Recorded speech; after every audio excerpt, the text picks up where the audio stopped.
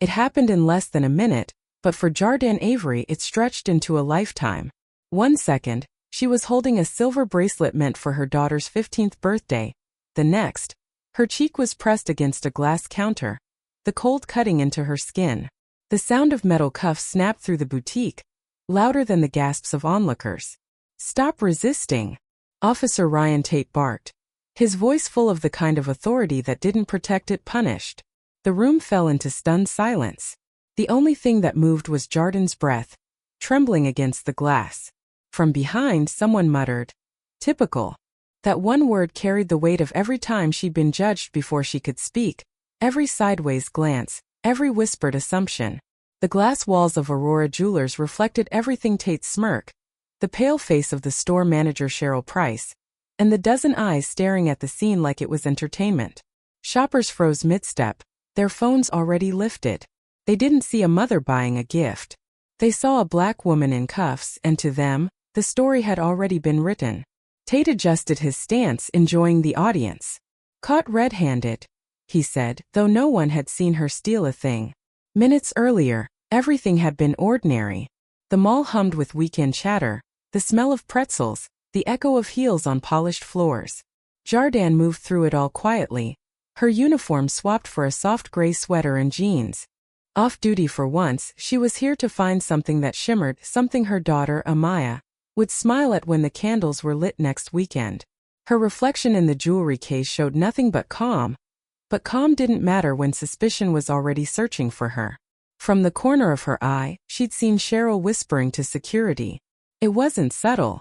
The kind of glance that slices through pretense, the tight smile, the fake courtesy. "Can I help you?"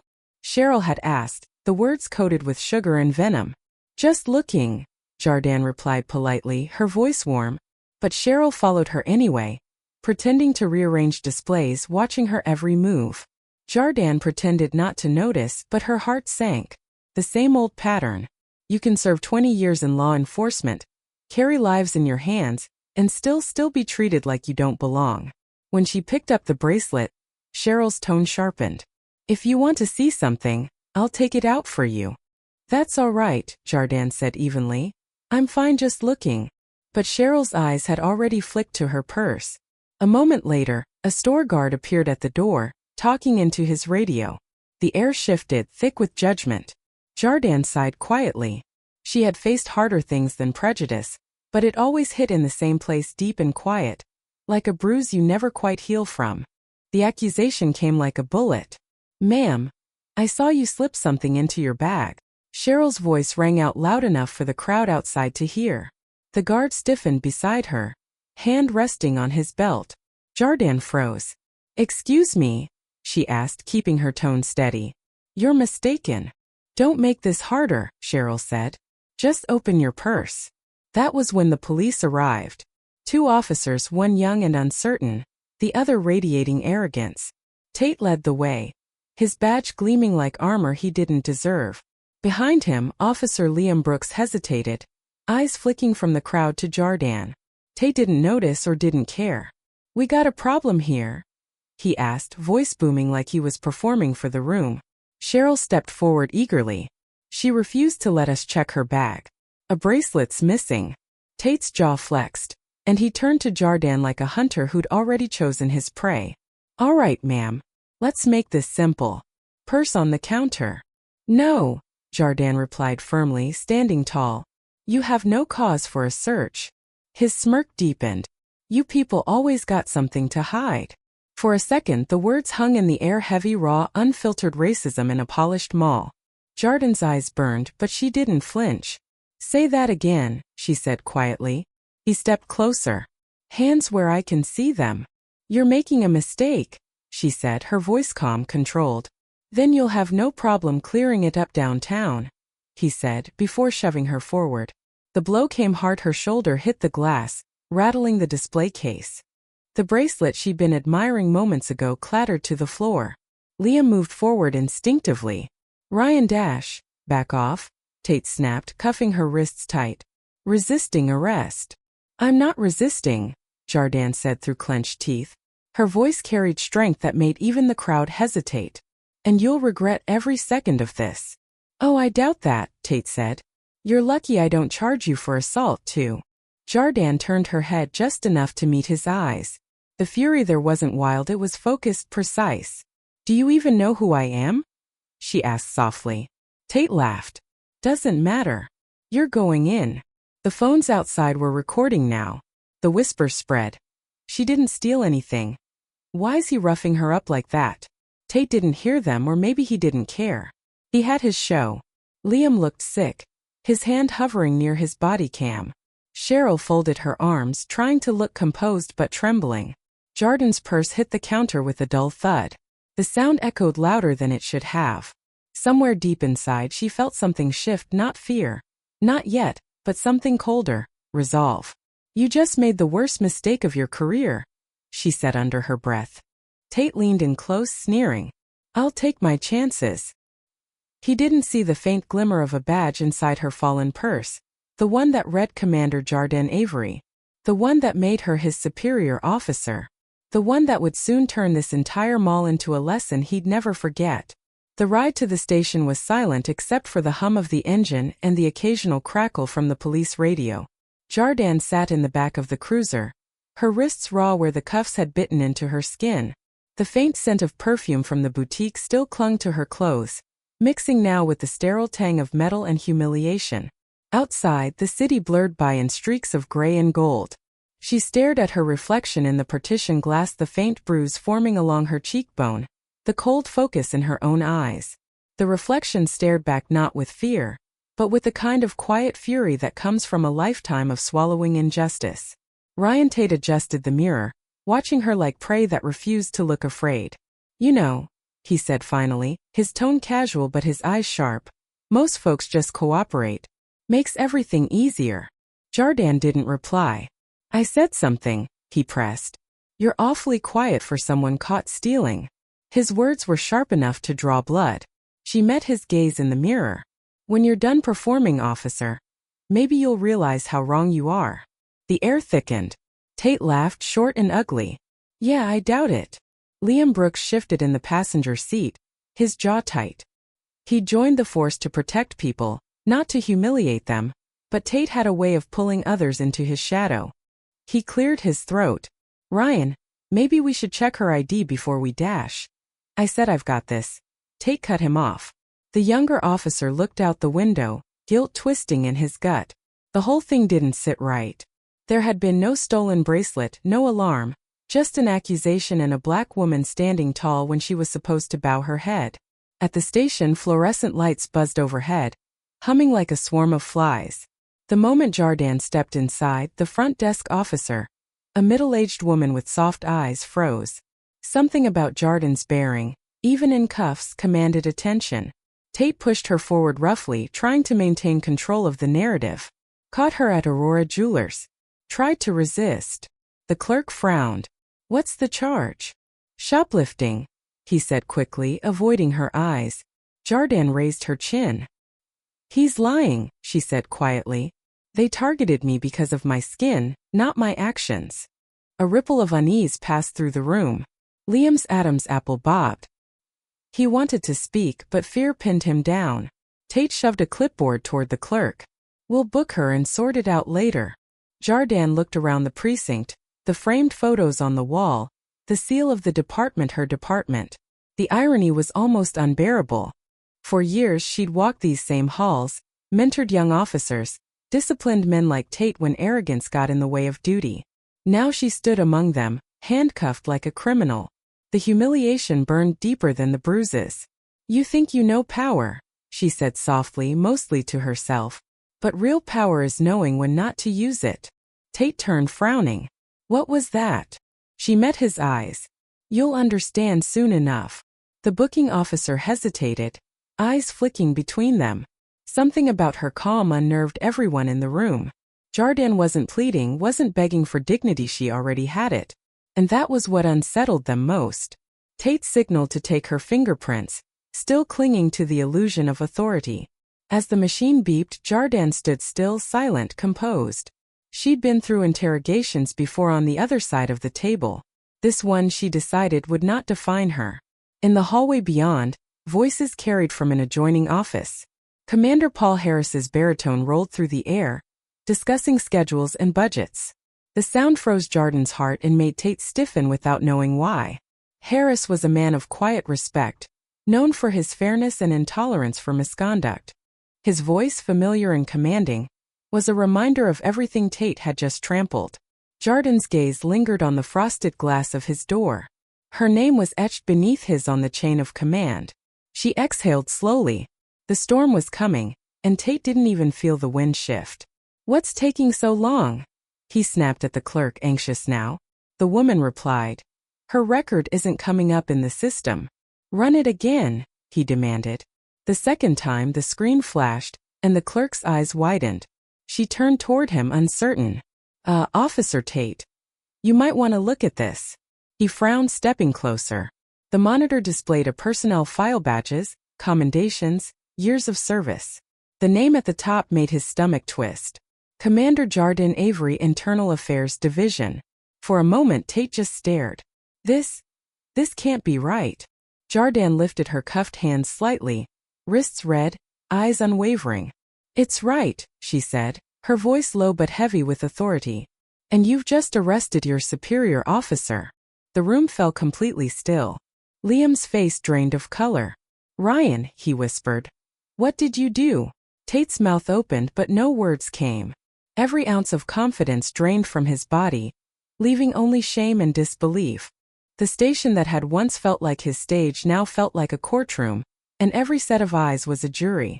Jardin straightened her shoulders, her voice calm but sharp enough to pierce through every layer of his pride. "You treated me like a criminal because you never looked past my skin. Maybe now you'll learn what a real officer looks like." The door to Commander Harris's office swung open, his tall frame filling the doorway. "What's going on out here?" he asked, scanning the scene: the cuffs, the silence, the fear. Tate stammered, trying to explain, but Jardin spoke first. "Good timing, Commander," she said evenly. "Your officers seem to have forgotten who I am." Harris's gaze moved from her bruised face to the badge on her file, and the rage that followed wasn't loud, it was cold and final. "Tate," he said, his voice like steel. "Unlock those cuffs. Now." The keys trembled in Tate's hands as he fumbled with the lock. When the metal finally clicked free, Jardin didn't move. She looked him in the eye, every word measured. "You didn't just humiliate me. You humiliated the badge we both wear." The weight of those words hung in the room long after the cuffs hit the floor. For a long moment no one spoke. The metallic clink of the handcuffs hitting the floor still echoed through the station like a bell of reckoning. Tate's mouth worked soundlessly while Jardin rubbed her bruised wrists, her movements slow, deliberate, dignified. Every pair of eyes in the precinct seemed fixed on her, some wide with guilt, others with quiet respect. Commander Harris stepped closer, his expression unreadable. "You're telling me," he said evenly, "that my division commander was arrested for shoplifting by my own officers?" Tate swallowed hard, his throat dry. "Sir," the store manager identified her. "Did you check the footage?" Harris interrupted. Tate hesitated. "No, sir," she refused to cooperate. "And you used force?" The question wasn't a shout, but it landed with the weight of thunder. The silence that followed was worse than any yelling could have been. Tate's confidence drained away completely. He looked smaller now, like a man realizing the walls around him were closing in. Jardin didn't gloat. She didn't have to. Her calm alone was punishment enough. She had spent 2 decades teaching officers how to handle pressure, how to de-escalate, how to serve without bias. And now here she stood, living proof of everything the department claimed to stand against. The hypocrisy was unbearable. She turned to Harris, her voice steady but trembling just beneath the surface. "I wasn't just profiled, Commander. I was assaulted, accused, and humiliated in front of a crowd. All because a manager saw the color of my skin before she saw my humanity." Her words sank into the air like stones into water. The younger officers shifted uncomfortably, glancing at one another. Liam Brooks, his face pale and stricken, finally spoke up. "Sir, I tried to say something," he murmured, "but Tate told me to stay out of it." His voice cracked under the weight of regret. Harris's gaze hardened. "You should have said it louder," he said quietly, not in anger but in disappointment. "When one of us crosses the line, silence becomes complicity." Liam nodded, shame burning in his eyes. Tate looked at him like a man betrayed. But the truth was, betrayal had begun long before this moment, when Tate chose arrogance over justice. Jardin reached into her purse, retrieving her badge. She placed it on the desk, the gold surface gleaming beneath the harsh lights. "This badge means something," she said softly. "It's supposed to protect the innocent. It's supposed to remind us that power doesn't belong to the loudest voice, it belongs to the fairest hand." Harris's eyes softened as he looked at her. "It still means that," he said. "You just reminded everyone here why." As he turned toward Tate, the room seemed to tilt. The officer's bravado had vanished, leaving only the hollow shell of a man caught in the act of his own prejudice. "Ryan Tate," Harris said slowly, "you're suspended pending investigation. You'll surrender your weapon and badge immediately." Tate's lips parted in disbelief. "Sir, you can't dash." "I can," Harris cut in coldly. "And I will." He stepped closer. "You didn't just violate policy, you violated the very reason this department exists." Tate's face reddened. He unclipped his badge and placed it on the desk beside Jardin's. The contrast was painful. Her badge a symbol of earned respect, his now a token of disgrace. He looked at her then, and for the first time, she saw something in his eyes other than contempt, fear. "I didn't know who you were," he muttered. "That's the problem," she said quietly. "You didn't try." The door opened again. 2 more senior officers stepped in, drawn by the tension. Word was spreading quickly through the building: Commander Avery arrested by her own men. The story would ripple beyond the walls of this precinct before the night was over. Jardin could already imagine the headlines, the outrage, the questions about how something like this could happen inside a department she had devoted her life to repairing. Harris gestured toward his office. "Commander Avery, please," he said gently. She followed him inside, leaving Tate and Liam behind. The blinds closed, muffling the noise from outside. Inside, the atmosphere was heavy but calm. Harris poured her a glass of water and slid it across the desk. "You shouldn't have to sit here explaining this," he said. "You built half the protocols we used to stop things like this from happening." Jardin smiled faintly, though her eyes were tired. "Policies don't change hearts, Commander. Only moments like this do." She traced the rim of the glass with her finger. "I don't want revenge, Paul. I want accountability." He nodded slowly.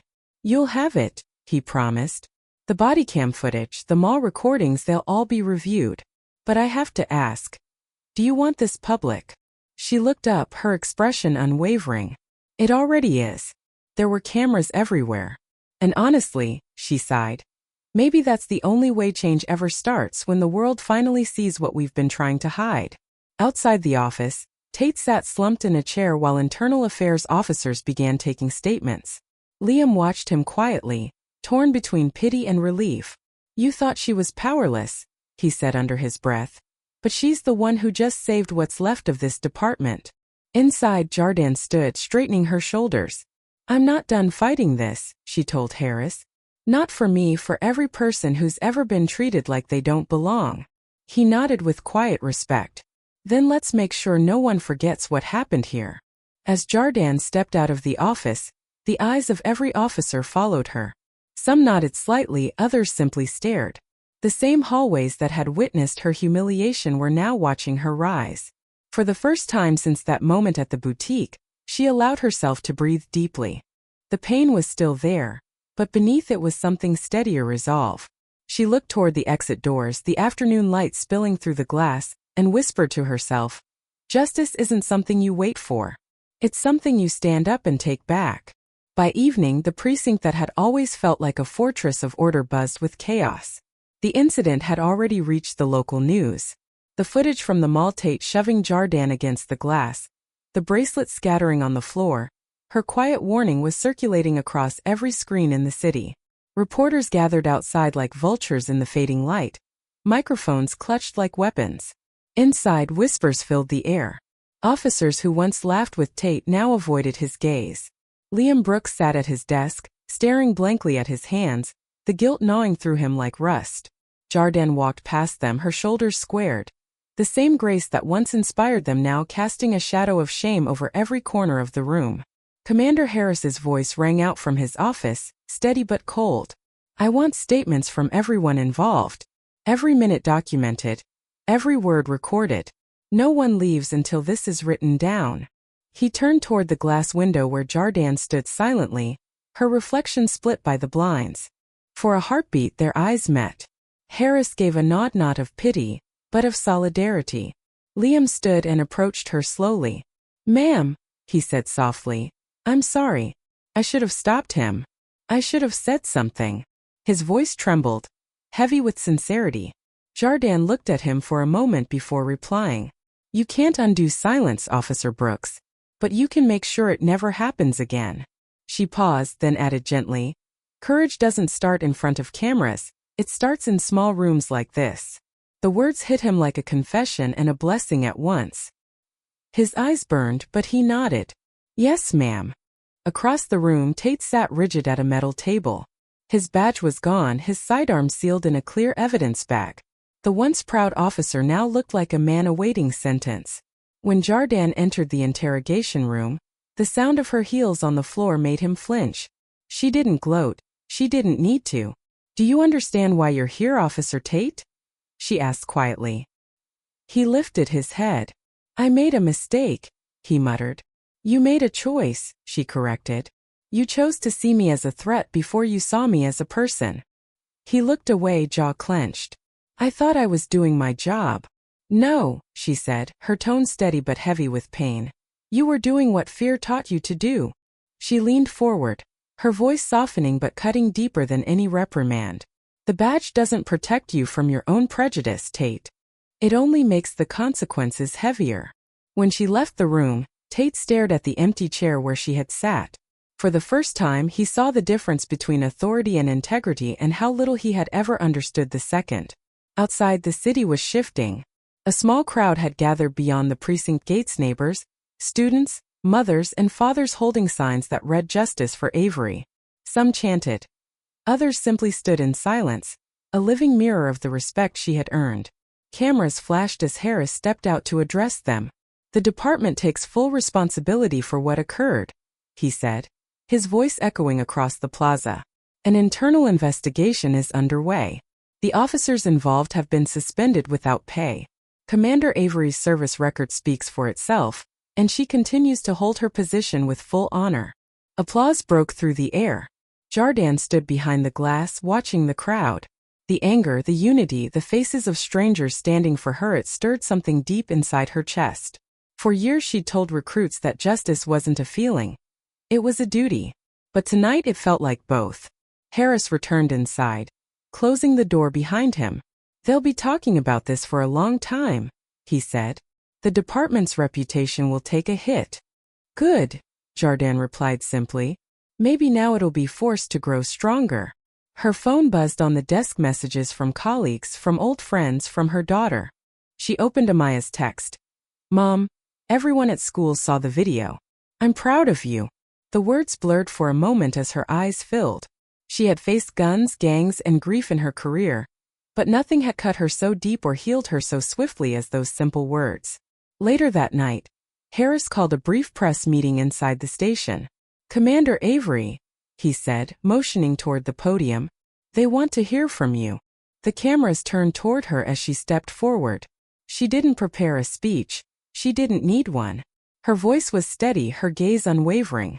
What happened to me wasn't new, she began. It's what happens to too many people who look like me, walk like me, live like me.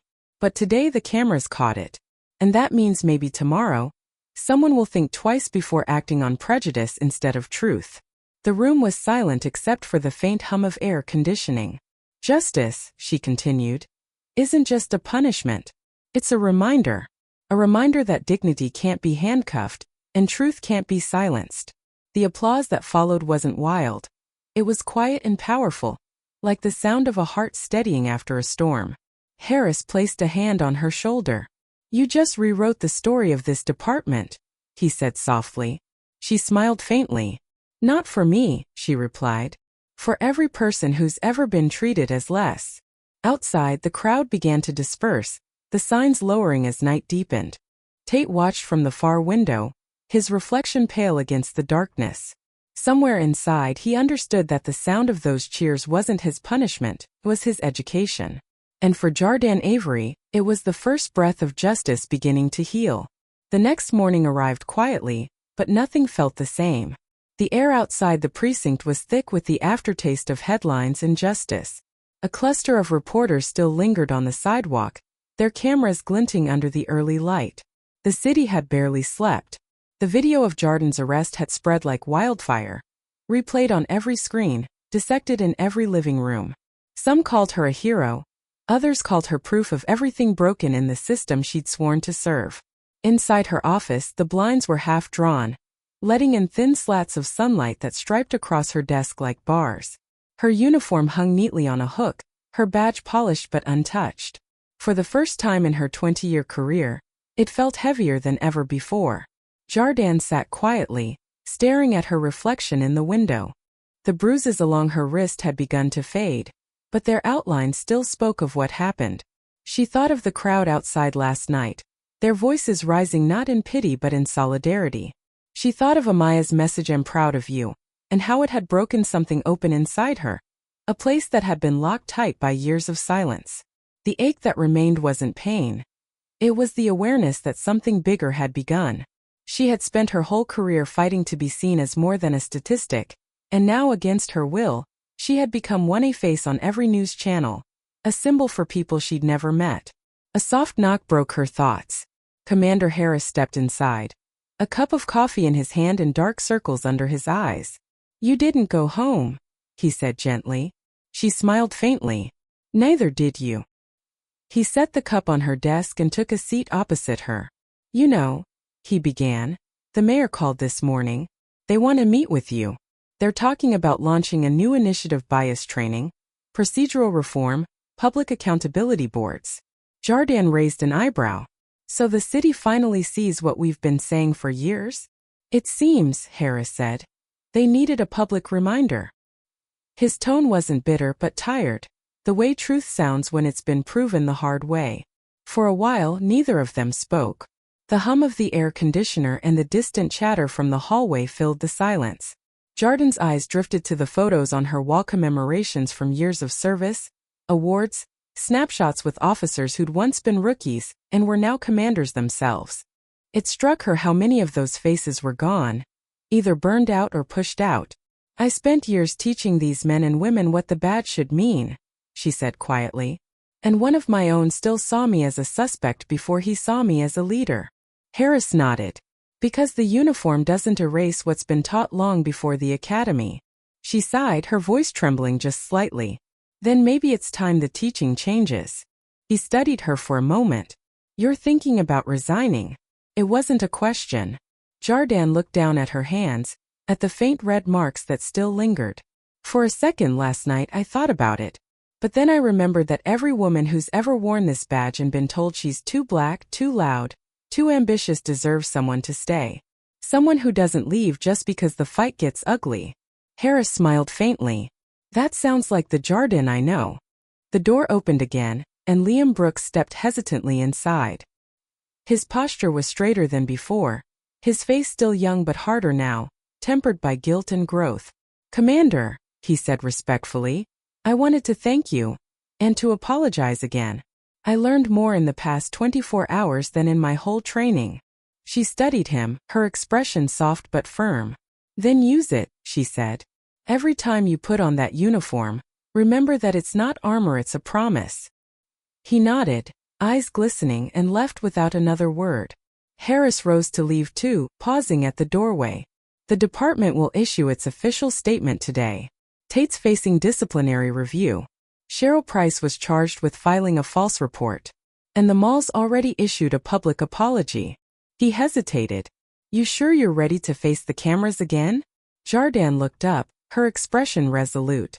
"If I can face my own brothers in blue when they put me in cuffs, I can face anyone." Hours later, she stood once more in front of the precinct steps, the same place she'd been humiliated, now surrounded by microphones. The morning sun bathed the street in pale gold. She took a breath and began, her voice clear and even. "Yesterday, I was mistaken for a criminal in the same city I swore to protect. Today, I stand here not as a victim, but as a reminder of how fragile justice can be when prejudice walks in its uniform. She paused, her eyes sweeping across the crowd of reporters and citizens alike. I'm not here for revenge. I'm here for reform. Because if this can happen to me with rank and record, then imagine what happens to those without either. The murmurs from the crowd softened into silence. Even the air seemed to still, holding her words. We talk about trust between police and the people, she continued. But trust can't live where fear does. The real test of power isn't how much control we hold, it's how much humanity we keep. When she finished, the applause wasn't loud, it was steady, respectful, almost reverent. Harris watched from the doorway, pride quiet in his chest. Jardin turned toward him briefly, a faint smile crossing her face. For the first time since it all began, the bruise on her cheek didn't ache. It felt like proof that standing tall still mattered. As she stepped down the precinct stairs, a young black girl in the crowd reached out a small hand and whispered, "Thank you." Jardin paused, touched the girl's shoulder gently and smiled. "No," she said softly. "Thank you for watching." She walked away slowly, the morning sun spilling across her uniform, her badge catching the light not as a shield but as a mirror reflecting everything that had broken, and everything she was determined to rebuild.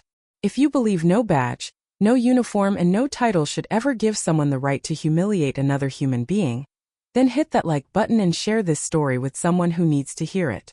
And tell me in the comments, what would you have done if you were in Commander Avery's place that day? Would you have stayed silent? Or stood your ground? Let's see how many of us still believe that real justice begins with courage.